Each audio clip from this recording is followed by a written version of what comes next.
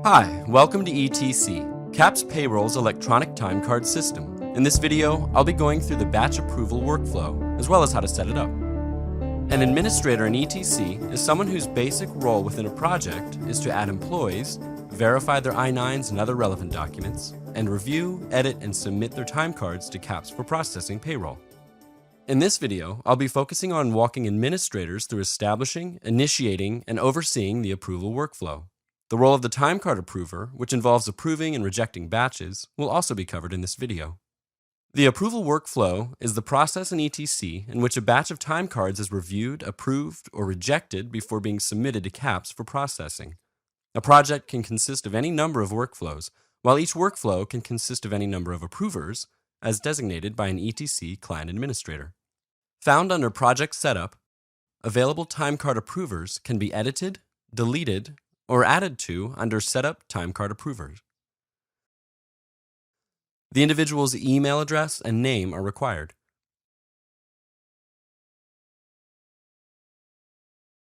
Saving adds them to the available pool of approvers, and they may now be added to an existing or new workflow. All client administrators and project administrators for this project will be defaulted as available time card approvers.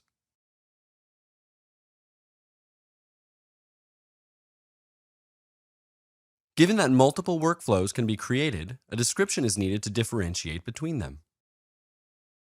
Selecting the default workflow is necessary. However, selecting the workflow for a given batch is simple, as we'll see later. Clicking Add Approval Step will create a line in which an approver from the list above can be chosen.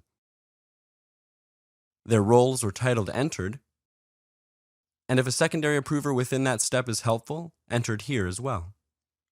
This secondary approver is like a backup in case the primary approver is unavailable.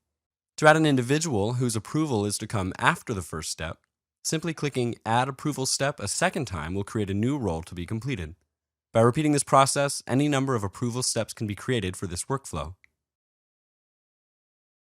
Multiple workflows can be created as well. This addresses the potential need to have different approvers for different batches or departments. Each workflow can be edited, perhaps to remove or add an approver, deleted, or set as the default. With the approval workflows set up, we're ready to begin the approval process of a batch. Once a batch has been reviewed and calculated by the project's administrator, the workflow can be initiated. From here, the approval workflow this batch should go through can be selected. The approvers and their order of approval are clearly laid out visually, along with any step secondary approvers. Notice that the last approver will have the final act of submitting the batch to CAPS for processing the payroll. Upon clicking Start, the first approver will receive a notification email indicating a batch is ready for review. Once they have logged in, they can review the batch and the individual time cards in the same manner as the project administrator. If the approver rejects the batch, the project administrator will receive a notification, and the rejection will be recorded in the batch history. Additionally, if the individual time card must be rejected while the rest of the batch approved, it can be moved out of the batch so not to hold up the process.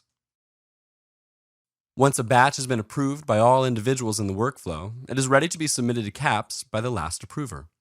Once submitted, the time cards within the batch cannot be edited as they are in the hands of the payroll coordinator. In fact, the batch's status will be updated by the CAPS coordinator, indicating when it has been reviewed, processed, and when checks have been issued. The CAPS payroll coordinator must be contacted directly regarding any issues with a submitted batch. If you have any further questions about using ETC, Help opens the manual, and Contact Us displays ETC's support line and email address.